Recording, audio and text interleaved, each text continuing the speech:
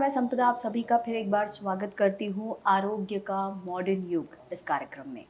इस कार्यक्रम के तहत कई ऐसी बीमारियों के ऊपर हम चर्चा करते हैं जिनके बारे में हमें पता है, ऐसा हमें लगता है, लेकिन हम कितना जानते हैं और कितना सही है जो हम जानते हैं। इन सारी शंकाओं का निराकरण इस कार्यक्रम के तहत होता है और आज हम बात करने वाले हैं रूमेटॉइड आर्थराइटिस के बारे में। क्या होता है ये आर्थराइटिस और क्यों होता है, कैसे होता है, इन सभी प्रश्नों का उत्तर पाने की कोशिश करेंगे और हमें इस बीमारी के बारे में जागृत करने के लिए हमारे साथ हैं मॉडर्न होम्योपैथी के founder chairman doctor Vijay Kumar माने सर। सर नमस्ते। नमस्ते। नमस्ते। और आर्थराइटिस लगभग हम सभी इसके बारे में जानते हैं या हम सुनते आए हैं, बट रूमेटॉइड आर्थराइटिस ये कुछ नया लगता है, आजकल सुनने में आ रहा है काफ़ी हद तक। तो ये क्या होता है एग्जैक्टली? वैसे पुरानी बीमारी है ये और कॉमन बीमारी भी है। रूमेटॉइड आर्थराइटिस मतलब ये ऑटो इम्यून डिसीज़ है। शरीर के कनेक्टिव टिश्यू के विरुद्ध काम करना शुरू कर देता है, सूजन पैदा कर देता है और सूजन के बाद उधर क्रिपलनेस आ जाता है, डिस्ट्रक्शन होता है जॉइंट का, उसीलिए उसको बोलते हैं रूमेटॉइड आर्थराइटिस या रूमेटिक आर्थराइटिस भी आप बोल सकते हो। ऐसे बहुत से टाइप्स उसके हैं। जैसे मैंने अभी बताया वो ऑटो इम्यून डिसीज़ है, शरीर खुद ही ये बीमारी पैदा कर देता है। छोटे बच्चों में भी ये कॉमन है और एडल्ट में भी कॉमन है, मेल में भी कॉमन है और फीमेल में भी कॉमन है, लेकिन ज़्यादा फीमेल लोगों में ये बीमारी दिखती है। सर नॉर्मल जो आर्थराइटिस है उसमें हमें यहाँ तक पता है कि हमारे जो जॉइंट्स हैं उनमें सूजन आती है और मूवमेंट में तकलीफ होती है। हाँ। तो उस आर्थराइटिस से ये आर्थराइटिस कैसे अलग है? जैसे मैं बताता हूँ कि आर्थराइटिस इसका मतलब इन्फ्लेमेशन है। इन्फ्लेमेशन में be of any type. Rheumatoid arthritis ये ऑटोइम्यून डिसीज़ है, उसमें इन्फ्लेमेशन बहुत से जॉइंट पे आता है, छोटे हाथ पैर के जॉइंट्स, फोर आर्म के जॉइंट्स, फिंगर्स, इसमें भी स्टिफनेस और इन्फ्लेमेशन आ जाता है। बहुत बार क्या होता है कि जो डिस्टॉर्टेड होते हैं जॉइंट्स, जो फिंगर्स है वो टेढ़े हो जाते हैं और उनों में मूवमेंट रिस्ट्रिक्टेड होती है, चल नहीं सकते, फिर नहीं सकते, बहुत बार बेड रिडन होना पड़ता है। ऐसा ये जो रूमेटॉइड आर्थराइटिस ये जो बीमारी है वो गंभीर प्रकार की बीमारी है, क्योंकि ये ऑटो इम्यून डिसीज़ है, इसलिए कन्वेंशनल लाइन ऑफ ट्रीटमेंट में उसके लिए कोई ट्रीटमेंट नहीं है। सिर्फ वो लोग पेन किलर देते हैं और स्टेरॉयड देते हैं।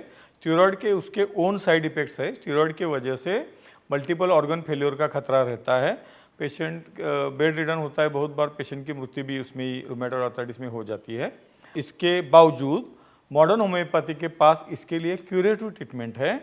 मॉडर्न होम्योपैथी की ट्रीटमेंट शुरू करने के बाद पहले 2-3 महीने में ही रुग्णों में इंप्रूवमेंट दिखती है, जैसे कि सूजन कम हो जाती है, मूवमेंट रिस्ट्रिक्टेड होती है वो लूज़ हो जाती है, मतलब मूवमेंट बढ़ती है, स्टिफनेस कम हो जाती है, पेशेंट चलना फिरना शुरू कर सकता है 2-3 महीने के बाद। उसके लिए धीरज रखने की भी ज़रूरत है, कुछ पेशेंट में देर भी लग सकती है। तो इसी हिसाब से इम्प्रूवमेंट दिखती है और धीरे धीरे वो बीमारी पूरी तरह ठीक होती है। टोटल ट्रीटमेंट पीरियड जो है करीबन 6 महीने से साल, 1.5 साल, 2 साल भी लग सकता है, बीमारी के ऊपर निर्भर रहता है। बीमारी अगर बड़े पैमाने पे है तो इम्प्रूवमेंट दिखने में, पूरी तरह ठीक होने में देर लग सकती है। तो अगर जो पेशेंट धीरज रख सकते हैं वो पेशेंट ठीक हो सकते हैं, ऐसा मैं कह सकता हूँ। सर ये बहुत बड़ी हिम्मत आपने दी है उन लोगों को जो आर्थराइटिस से जूझ रहे हैं, लेकिन मुझे आपसे ये पूछना है कि ये जो आर्थराइटिस बीमारी है, स्पेशली हम बात कर रहे हैं रूमेटॉइड आर्थराइटिस की, तो ये पर्टिकुलर किसी एज में हो सकती है या बचपन से हो सकती है? रूमेटॉइड आर्थराइटिस ये जो बीमारी है बहुत बार छोटे बच्चों में भी दिख जाती है, 10-12 साल के बच्चों में हो सकती है और एडल्ट में भी हो सकती है। ये बीमारी का डायग्नोसिस करने के लिए उसके बारे में भी बताना चाहिए लगता है मेरे को। एंटी-सीसीपी नामक एक ब्लड टेस्ट है, वो लेवल हाई होती है, ये भी एक डायग्नोस्टिक क्राइटेरिया है। दूसरा है आरए फैक्टर पॉजिटिव आना, कुछ पेशेंट में आरए फैक्टर निगेटिव भी आ सकता है। एएनए डीएसडीएनए नाम की भी एक टेस्ट है, ऑटो इम्यून डिसीज़ के लिए होती है। और जॉइंट का एमआरआई निकला जाता है, एमआरआई में सूजन, गठान, क्रिपलनेस और स्टिफनेस ये दिखता है। ये सभी क्राइटेरिया लगाने के बाद ये डिसीज़ का डायग्नोसिस हम कर सकते हैं। तो उम्र के हिसाब से छोटे बच्चों में भी हो सकता है जैसे मैंने बताया, और एडल्ट में भी हो सकता है। दोनों एज में ग्रुप में भी ये बीमारी ठीक होती है। अगर एडल्ट में बहुत साल से बीमारी है तो ठीक होने में देर लगेगी। पेशेंट को धीरज रखने की ही ज़्यादा ज़रूरत रहती है। अगर धीरज रख सकते हैं तो ठीक हो सकते हैं। ये मेरा 29 साल का तजुर्बा बताता है। इतना अच्छा अनुभव आपने साझा किया। आइए हम भी इसे एक बार बातचीत करते हैं और देखते हैं। रश्मि चंद्रशेखर घोड़े, नागपुर की रहवासी। उन्हें पिछले 20 वर्षों से अर्थराइटिस की समस्या थी। उनके जोड़ों में अकड़न और शरीर में सूजन थी, जिससे उनका चलना फिरना भी मुश्किल हो गया था। मेरा नाम रश्मि चंद्रशेखर घोड़े है और मैं नागपुर की रहवासी हूँ। मुझे पिछले 20 सालों से अर्थराइटिस की समस्या थी और मेरा RA फैक्टर भी पॉजिटिव था। मेरे शरीर में बहुत ज़्यादा अकड़न और सूजन थी, जिससे मेरा चलना फिरना भी मुश्किल हो गया था।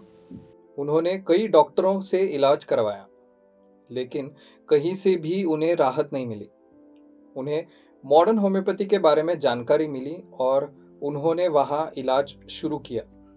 मैंने अपनी समस्या के लिए पिछले 20 सालों में कई इलाज करवाए और बहुत सारे डॉक्टरों को भी दिखाया, लेकिन मुझे कोई राहत नहीं मिल रही थी। मेरे शरीर में बहुत सूजन थी और जोड़ों में भी दर्द बहुत था। अकड़न इतनी थी कि मैं खुद उठ भी नहीं पाती थी। हमेशा कोई ना कोई मुझे बिस्तर से उठाकर बैठाता था। जब से मैंने मॉडर्न होम्योपैथी से इलाज लेना शुरू किया, मुझे केवल 3 महीनों में ही बहुत राहत मिली है। अब मेरी तकलीफ़ 50% कम हो गई है और मुझे बहुत अच्छा महसूस हो रहा है। मॉडर्न होम्योपैथी की इलाज शुरू करने के बाद रश्मि जी को सिर्फ 3 महीनों में ही अपनी तबीयत में काफ़ी सुधार महसूस हुआ है। उनके जोड़ों का दर्द और शरीर की सूजन कम हो गई और वे पहले की तरह चल फिर सकती है। अब रश्मि जी स्वस्थ और खुशहाल जिंदगी जी रही है।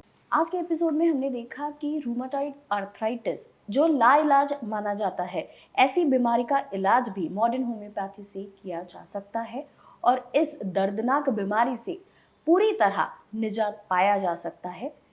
ज़रूरत है सिर्फ थोड़ा सा हिम्मत रखने की और मॉडर्न होम्योपैथी की क्यूरेटिव लाइन ऑफ ट्रीटमेंट पर विश्वास रखने की।